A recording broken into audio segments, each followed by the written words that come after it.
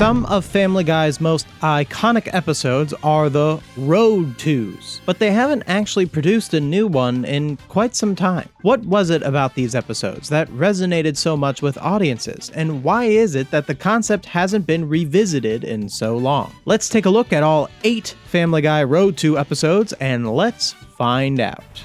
Chapter 1. Rhode to Rhode Island. The very first Rhode 2 episode is Rhode to Rhode Island. So let's start off by discussing a staple of the Rhode 2 episodes, which is the overture accompanied by a bunch of visual still frames depicting Brian and Stewie on an adventure to whatever place they are taking a road to. These openings help differentiate these episodes from regular episodes and make it clear to us that they are an event. Funnily enough, Rhode to Rhode Island is in a lot of ways a regular episode by Season 2 standards. It has an A-plot, B-plot setup, with Peter and Lois having a completely separate story unrelated to Brian and Stewie's adventure. It also has a regular amount of cutaways and no specific high concept. What might make this episode stand out to many viewers is that it has a much stronger emotional core than what we might be used to in Family Guy, with the scenes about Brian and his mother. However, while Rhode to Rhode Island is definitely more emotional than the average Family Guy episode, it wasn't uncommon for the show to have certain deep emotional stories akin to this one during this time. What I'm wondering here is if Rhode to Rhode Island was ever actually meant to be a special episode, at least in the way we've come to know the Rhode 2s to be in the future. Or if the musical overture opening and the musical number toward the end, its biggest markers as a special episode, were only present because the episode was referencing an old movie series from the 40s and 50s that titled all their films some version or another of Rhode to someplace. It's perhaps possible that since people didn't immediately get that these were references, since the thing that was being referenced was so old, in most viewers' minds, this just comes off as a special episode, and ended up elevating the status of this episode, and thus encouraged Family Guy to create more episodes like it, leading to the Rhode 2 series as we know it today. So the episode starts with a flashback to Brian as a puppy being separated from his mother, using the fact that Brian is a dog with a relatable story about being separated from one's mother. Also, remember when Brian had a therapist? Wonder why they stopped doing that. I guess it makes sense. I don't think I could imagine current era Brian opening up to a therapist. It's in the therapist scene that the character flaw for Brian is established, being that he has abandonment issues. Not sure if this is an intentional connection, but I do think that the fact that Brian's arc in this episode revolves around overcoming abandonment issues is all the more resonant considering this is kind of the episode that him and Stewie become friends. Rhode to Rhode Island is not the first time Brian is shown being able to talk to Stewie direct. One such example of an earlier episode that does so is Brian in Love, but in that episode they have a bit more of an adversarial relationship, with Brian treating Stewie like a baby and Stewie treating him like a dog. This was the episode where I think the writers realized that these two characters work well as a duo. Since Stewie usually can't be understood by the Griffin family members, it limited his ability to work as his own character. So by having Brian become the go-to character Stewie can interact with, it solved that problem. Brian is also the best candidate to be able to talk to Stewie, since he's a talking dog and Stewie is a talking baby. So they both are already characters that wouldn't be able to talk in real life, but can talk because it's a cartoon. So them talking to each other is not too unbelievable. So there's something about Family Guy in this era that I noticed was present in Rhode to Rhode Island. And it's that Family Guy, while it always presented itself as a more edgy show, had a real wholesome side to it at times. Like, for example, in one of the early scenes of the episode, Chris asks Peter if he would choose to save either his own or Meg in a life and death situation, and a cutaway gets set up where Peter says how hard it is for him to decide on things. We'll be closing in 2 minutes. It was just kind of jarring to see a Family Guy joke where the butt of the joke is Peter is a good dad who loves his kids equally, and said joke is still able to make you laugh. Of course, this is not to say that the show didn't have any edge back in the day, because immediately after this joke, Lois mentions how Stewie is away with her parents, and we are shown Stewie taking his grandmother's necklace and throwing it in a maid's pocket and saying, "That should guarantee some after-dinner entertainment." which reminded me of how different of a character Stewie was back then. Road to Rhode Island doesn't have a whole lot of evil Stewie who wants to kill Lois in it. I mean, there's the one bit at the airport where he has the weapons in his bag and he distracts the TSA agents, but other than that, this episode focuses a lot more on Stewie just being kind of a troublemaker rather than outright evil. And this establishing scene with the necklace shows us that. I think it's not a coincidence that in this episode that is meant to show Stewie as more of a character rather than a caricature would tone down his evilness in favor of mischievousness, and it's an indication of how later on in the show's run they would drop evil Stewie pretty much entirely. So the bulk of the episode revolves around Brian and Stewie finding themselves in different situations where they struggle to get back home that bring out certain elements of their personality. Since Brian is the main focus of the episode, it is usually his own shortcomings that cause these issues. For example, he gets too drunk at the bar at the airport, which causes Stewie to go looking for him, which causes their bags to get stolen because Stewie thought Rupert would be watching the bags. Sure, that's kind of Stewie's fault too, but I mean, he's a baby, of course he's gonna think that. Then that same drunkenness causes him to oversleep at the motel, which almost gets them attacked by the manager for their declined credit card. And then he strands them on the side of the road when he stops the truck they're hitchhiking in to get off near Austin to find his mother. The comedy of these situations works not just because Brian is making bad decisions that cause him to suffer, but because we know from the therapy scene that the reason he's making these bad decisions is because he hasn't overcome his abandonment issues. So this not only improves the comedy, but also makes us want to see Brian face these abandonment issues. From Stewie's side of the story, he more so is the one who finds himself picking up the pieces of Brian's shortcomings, like in the motel when he wakes Brian up and helps him hotwire the car. Having him be the reliable and competent one of the duo would become a major part of their dynamic in future Road 2s. Towards the end of the episode, Brian goes to where his mother lived, only to find out she died and was taxidermied by her owners, so him and Stewie bury her. Brian then gives a heartfelt thank you and they sing a song together on the train home. We're off on the road to Rhode Island. Yeah, I can't play it for you because of copyright, so I hope you enjoy my singing. Road to Rhode Island also has a B plot, unlike a lot of the big event Road 2s that come in some of the later seasons that focus entirely on Brian and Stewie. The B plot revolves around this couples counseling tape that has a part just for the men that's really a dirty movie, so Peter gets really into them. It's a pretty typical sitcom doofy husband plot. The conclusion of the story is that Lois records over the tape with herself, bringing the two of them back together again. It leans into that wholesomeness that I talked about at the beginning, what with the butt of the joke being you think the wife would be mad, but she's actually understanding. And also, through having Lois tell Peter, "You should have told me" on the tape, it addresses the marital problem that Lois was talking about, which was Peter's inability to communicate, which was established with this cutaway near the beginning of the episode. Peter, I love you. About 5:15.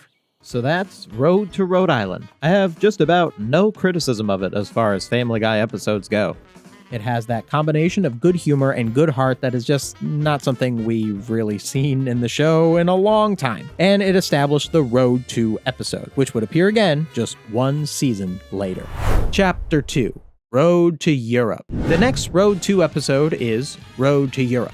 So unlike Road to Rhode Island, which had an arc for Brian, Road to Europe has an arc for Stewie. Brian's role in the story is that of the voice of reason, who decides to let Stewie face the reality that the British TV show he thinks he's going to live inside is actually nothing more than a facade. Similar to how Road to Rhode Island showed that Stewie was a reliable friend to Brian because he would help him out of jams, Road to Europe shows how Brian is a reliable friend to Stewie because he's the kind of friend that will support you and allow you to make your own mistakes and still be there for you when you learn your lesson. Similar to Road to Rhode Island, Road to Europe also has a strong emotional core with the whole Stewie wants to abandon his family because he's insecure about them thing. Road to Europe is definitely a lot more bit-focused than Road to Rhode Island. Like, you'll notice that in Road to Rhode Island, a lot of the humor comes out of the specific situation Brian and Stewie are in, such as the scenes in the seedy motel. The comedy is reinforced by the fact that they are in a difficult situation, and isn't as much focused on the actual location itself. In Road to Europe, a good amount of the jokes are just a parody of the place in Europe they're in. And also, Road to Europe has Brian and Stewie go to many more distinct different places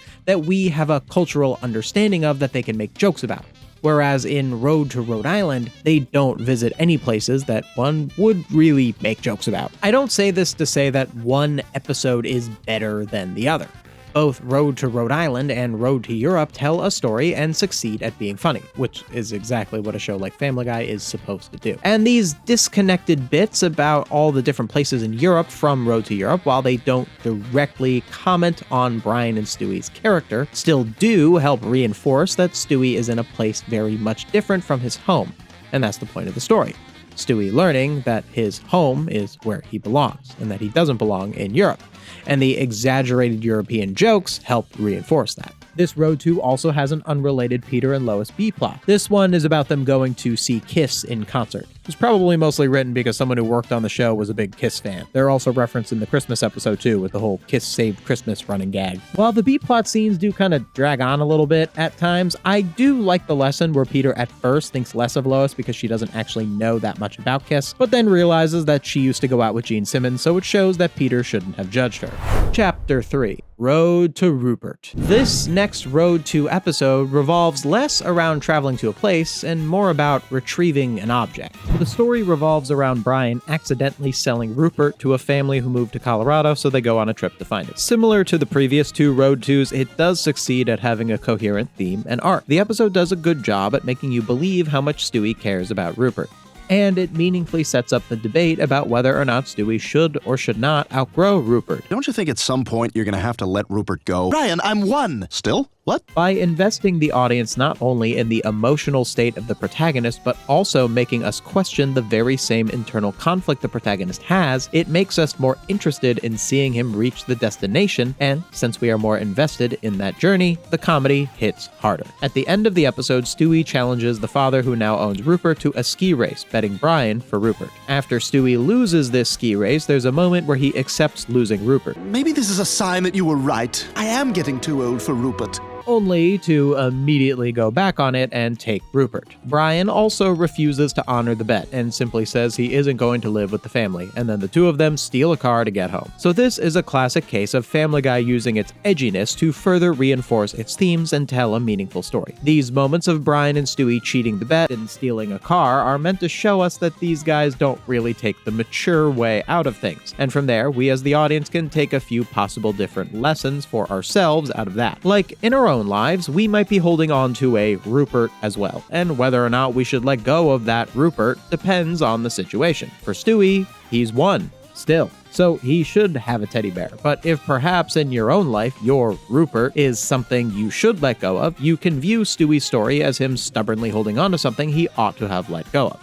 It really can go either way, and I think that's what makes this such a strong Road 2 episode, as you can relate to it no matter which side of Stewie's story you're on. I'm surprised to say it, but I think that just from the Brian and Stewie side alone, this might be the strongest Road 2 so far. I really thought that I was going to have a higher opinion of the pre-cancellation Road 2s, but I think the reason that this one is a bit stronger is because by now they have more so hit their stride, with Brian and Stewie being best friends who go on adventures, whereas in the previous two, Brian has more of an authority figure kind of relationship to Stewie, where he's always looking after him. But the episode does have one pretty major blemish, and it's the Peter and Meg B-plot. The early bits where Peter wreaks havoc with Evel Knievel gloves, gets his license taken away, punches the TV, and of course comes up with the My Black Son musical sitcom opening is just peak Peter shenanigan, no notes. And even some of Peter's mean-spiritedness towards Meg when she becomes his driver is still decently balanced. Sure, Peter's still that jerky dad, but it's in a way that it's funny, because the butt of the joke is that Peter is the one who is being obnoxious. And then, as the plot escalates, Peter starts to gain a newfound respect for Meg after he sees her beat up some guy who crashed into them. It's kind of similar to his arc in Road to Europe, where he learns to respect Lois, except in this one, he learns to respect Meg. And all of the positives of this really solid Peter-Meg B-plot get completely undermined with the conclusion after Peter gets his license back.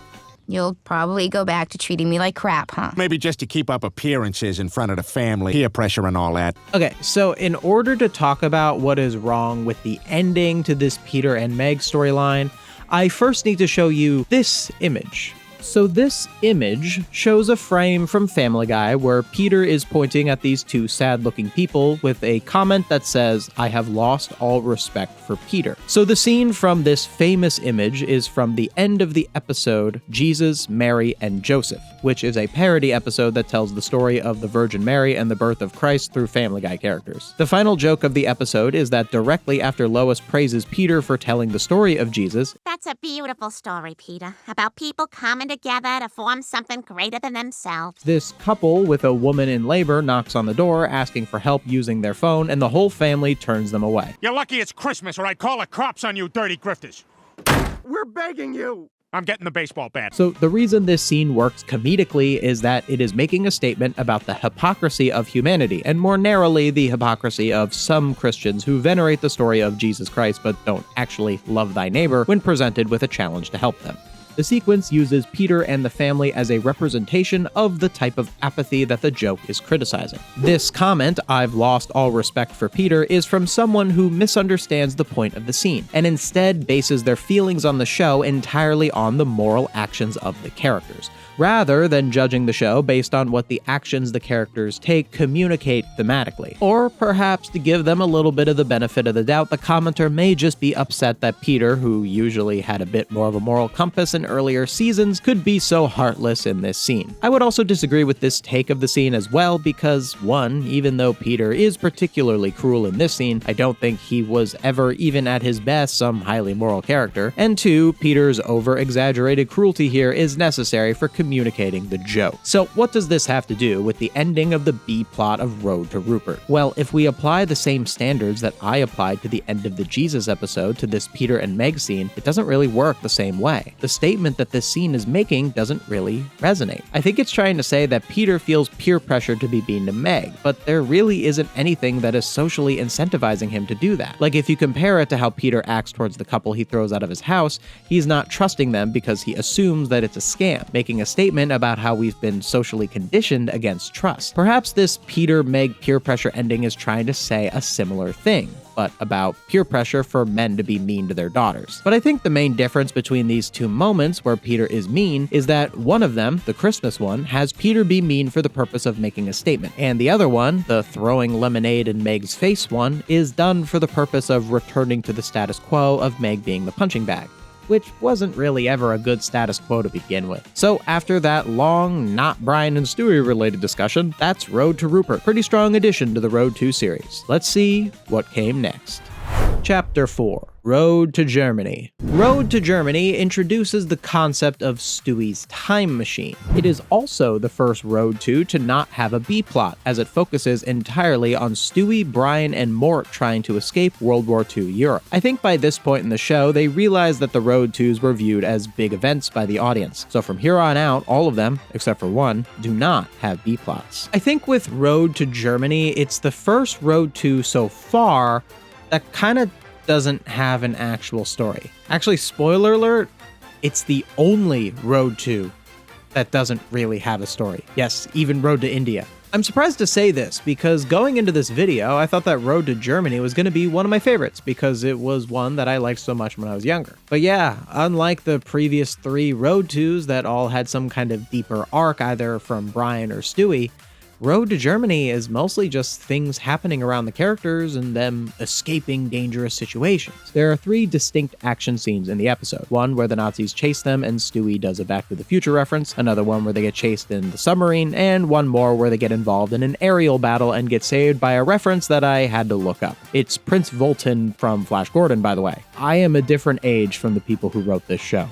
Anyway, from a pure spectacle perspective, these are great action scenes. They're fast-paced, suspenseful, humorous, and they beat up Nazis. What's not to love? But I do feel that if there was a more tangible arc for Brian, Stewie, or Mort akin to something that was present in the previous 3 Rhode 2s, these action sequences would have hit a little harder. Although I do think there are some moments with Mort that do resemble a bit of an arc, revolving around him becoming braver. Throughout the episode, he's all freaked out about everything happening, but then at the very end, it's Mort who stands up for himself himself and yells at Brian and Stewie to get in the time machine, which allows them to escape. You know, I kind of wish they leaned into this a little bit more, especially since they could have had Mort completely change if they wanted to, since at the end of the episode, Stewie goes back in time to before Mort gets in the time machine and kills the Mort they were traveling with. So from Mort's perspective, the events of the episode never happened. So if they did have Mort completely change and say something along the lines of, "From now on, I'm gonna be stronger and braver," they could have had him undergo that arc without throwing off the status quo of the character. There is one moment from the episode that always really resonated with me, and it's when Brian and Stewie celebrate at the Jewish wedding while Poland gets invaded, with the upbeat music from the wedding juxtaposing the occupying army. While there's still a handful of comedic visual gags here, such as the German telegram saying LMAO, the sign that says Warsaw, a great place to invade, and Stewie putting the yarmulke on Brian's head when he sees the Nazis, the sequence itself still feels a bit haunting.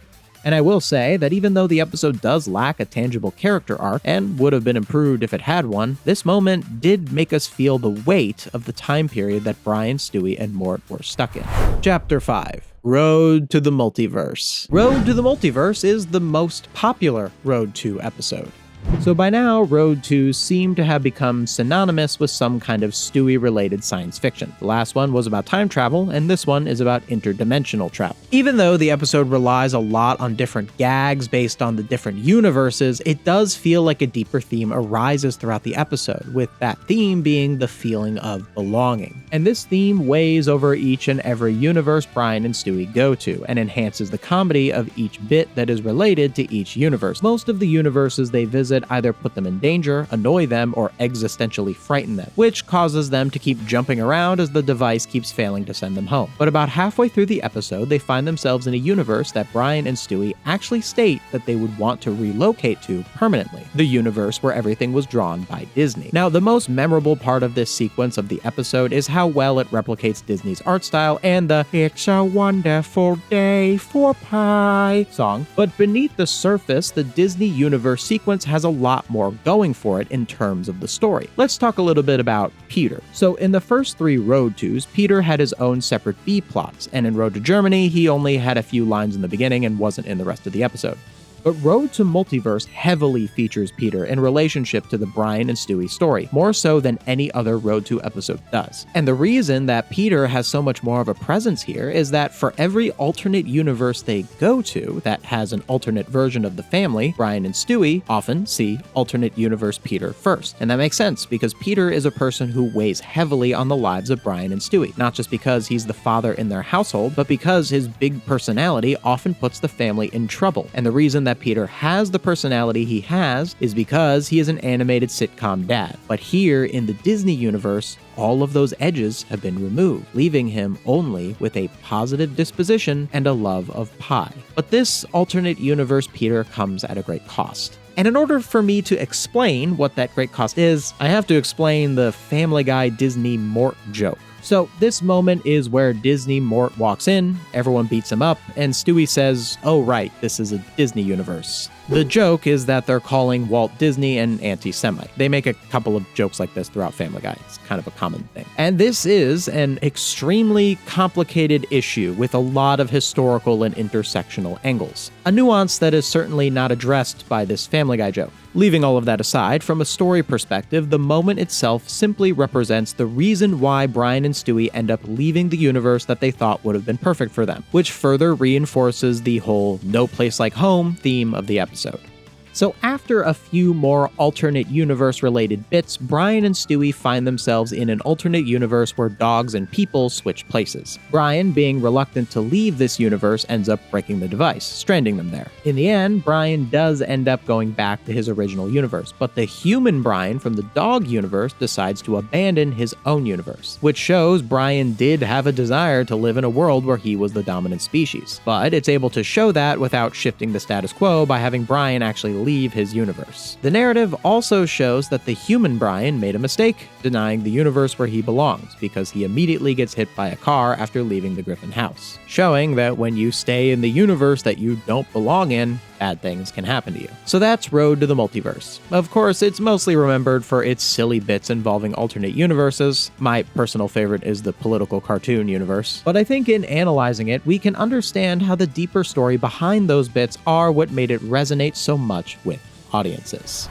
Chapter 6. Road to the North Pole. So at this point in the show, the concept of a Road to episode was well known enough that the show felt confident using it as a Christmas special. So, like all Christmas stories, Road to the North Pole revolves around a Scrooge-like figure who has lost the true meaning of Christmas, learning to embrace the holiday. In this case, that character is Stewie, and his lack of Christmas spirit is represented by him wanting to kill Santa because a mall Santa clocked out before he got to sit on his lap. So the twist of the Santa as portrayed in this episode is that he's a Santa who is overworked by the demands of modern times. I think this works really well with Family Guy specifically because it has that sort of edge to it. Like, a lot of the imagery in the North Pole, especially with all the deformed elves, is really disturbing. But because the actual social commentary is so strong, you can accept how dark these scenes are because you can understand what they're trying to say. This reinforces the main theme of the episode, which is that overconsumption can negatively affect Christmas. This was also established at the beginning of the episode, where all of the characters sing about all the stuff they want and Brian keeps interrupting, being the voice of reason and saying that all the consumption is excessive. When Brian and Stewie take over for Santa, they see firsthand how difficult his job is when they end up holding a family hostage at the first house they go to. It's another pretty dark scene, but once again, it works because what it's representing all lines up with what the story is about. Since the point of the story is that our level of consumerism is unsustainable, having Brian and Stewie be Santa, who represents the being that has to fill the demand of that consumerism, and having them fail miserably at doing even the smallest portion of Santa's job, it directly communicates the message of the episode. Then the conclusion of the episode is that everyone only gets one present from Santa and everything goes back to normal at Santa's workshop. So my one critique of how the episode is written is that Stewie's personal arc is disconnected from the overall theme of the story. In fact, Stewie even states that he doesn't care about presents when he's talking about wanting to kill Santa. This was never about Christmas presents, Brian. It seems like the writers had two different ideas for a story about deconstructing consumerism and a story where Stewie wants to kill Santa because of his pride. And both of these stories are great independently, but when you have them both happening at the same time, neither really gets the attention that they deserve. I really think the episode would have been basically the same if Stewie was mad about a certain material object he wanted for Christmas, and it still could have worked with Santa snubbing him. But if they just intertwined Stewie himself with the main theme of the episode, I think it would have been just a little bit stronger. And again, this is a pretty minor nitpick, still a pretty solid Christmas special regardless.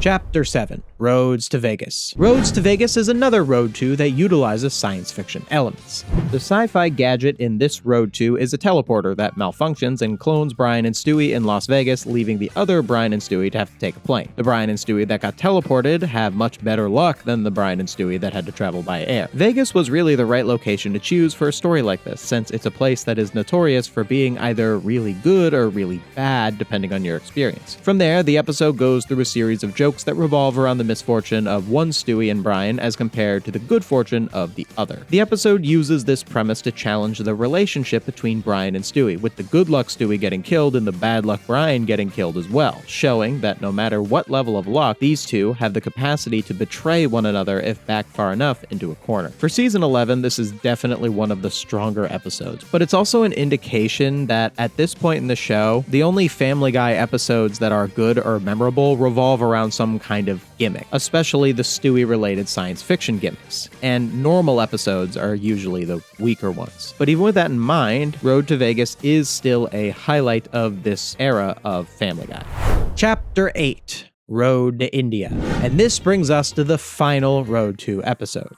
Road to India. The premise of Road to India is that Brian falls in love with a woman from India who works at a call center, so him and Stewie go to India to meet her. So the main problem with Road to India is obvious. It's just a bunch of jokes that vaguely have something to do with India. You know, you got stuff like, there are a lot of people in India, the streets are dirty, some people are afflicted with unfortunate health conditions. It's not even that I think the jokes are really all that offensive, though I didn't do too much intersectional analysis on them, so if you want to call out any of the jokes for being particularly offensive, especially if you're someone who understands Indian culture a little more than I do, I could totally hear you out. But my complaint more so is just that they're dull. And I do think that there was an opportunity for a good story here. I really do. The whole conclusion where Brian gets rejected because he doesn't know much about Indian culture is such a solid conclusion to his character journey and reinforces how his flaws kept him from achieving his goals. But I think what brought this episode down so much is that it just had to be so Family Guy about it, you know? Like, Like, think about it. What if when they were making this episode, they recognized that the joke where there was a big crowded street or whatever is the most obvious joke someone could come up with about India, and decided to dig deeper into Indian culture, and from there come up with some situational comedy, much like the situations we saw in Rhode to Rhode Island. Like, I don't know, I just think if I was making a show like this, I would aspire to do more than just, let's have a loose story and a bunch of obvious India jokes.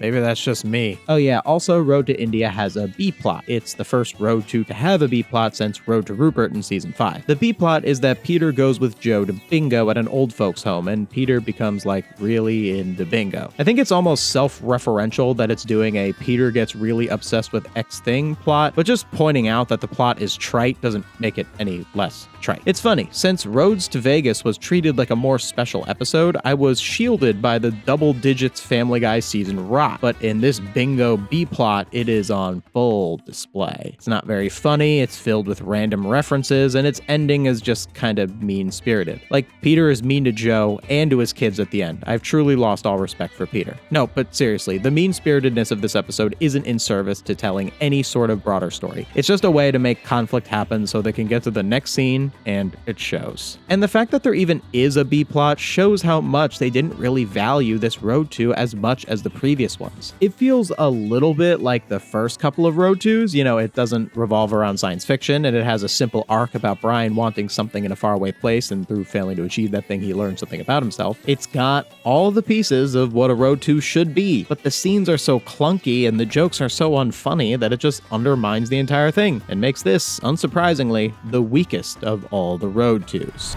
Chapter 9. What happened to the Rhode 2s? Real quick before we get into the next chapter, I would like to give a thank you to my Patreon and channel members. If you'd like to support the channel and get your name up here, either join below for channel memberships or for Patreon, which has some extra perks. Check the link in the description. So, at the time of this recording, Rhode to India was the most recent Family Guy Rhode 2 episode. And when did it air? 2016. 10 years ago. It's kind of nuts, right? That the show wouldn't make another episode using one of its most popular kind of episode? It's especially strange considering how often Family Guy overuses things like parody episodes or experimental episodes or episodes that revolve around a big reveal. It just seems like it's a slam dunk for an easy episode to do. Pick a city or a country, have Brian and Stewie go there for some reason. Make a bunch of obvious jokes revolving around that place. Boom, easy episode plot. And really, I think the reason that they don't touch Rhode 2s is that they're afraid to. Like, the cynical take on a Rhode 2 episode that I just described, where it's nothing more than a bunch of jokes about said place they're going to, really only applies to Rhode to India. As a whole, the Rhode 2 Family Guy episodes really had a high ratio of above average episodes in a show that is not known for having too many above average episodes. And I do think that the people behind the show, rightfully, know they'll just screw it up. And that's why I think Family Guy doesn't make Rhode 2 episodes anymore. But yeah, I guess we should do a quick ranking of all my personal favorite Rhode 2s. Number 8, Rhode to India. It's the weakest one. Number 7, I'm actually going to put Rhode to Europe. I'm surprised that one of the pre-cancellation ones is the lowest on the list besides India. But really, I think that should just speak to how good the Rhode 2s are, because the quality of this episode is much higher than Rhode to India. Number 6, I'm going to say Rhode to Germany. I know I said that it suffers from not having a character arc, and Rhode to Europe does have a character arc, but Rhode to Germany just beats it out, mostly because the wedding and invasion scene does such a good job at making us, at the very least, care about what's going on in the story. Number 5 would be Rhodes to Vegas. Again, I think it's very good and very solid. It just is a little less funny than the ones that are higher on the list. Number 4 would be Rhode to North Pole. It's a really good one, really funny. Just has that one little story issue that knocks it down a little bit. Number 3 is Rhode to Rupert. Really solid on the Brian and Stewie stuff. The Peter, Meg, B-plot ending brings it down a lot, but I think it's still ranked so high because I think of it as a Rhode 2, so I'm definitely focusing more on the Brian and Stewie plot. And the Peter and Meg B-plot is actually pretty good until the very end. Number 2, Rhode to Rhode Island. They really hit their stride with the first one. And number 1 is Rhode to Multiverse. It's the funniest one. It has the strongest story. I know it's the obvious answer, but I'm not just gonna not pick it because it is the obvious answer. Like, it is the best one. Hey, thank you so much for watching. If you're interested in another video that analyzed every X thing that happened in Family Guy, you should check out my video where I talk about every major appearance of Ernie the Giant Chicken. Or if you'd like to hear me tear apart this absolutely atrocious AI Family Guy channel called Alex Griffin, you can click this link right here. Don't forget to like and subscribe, and see you next time.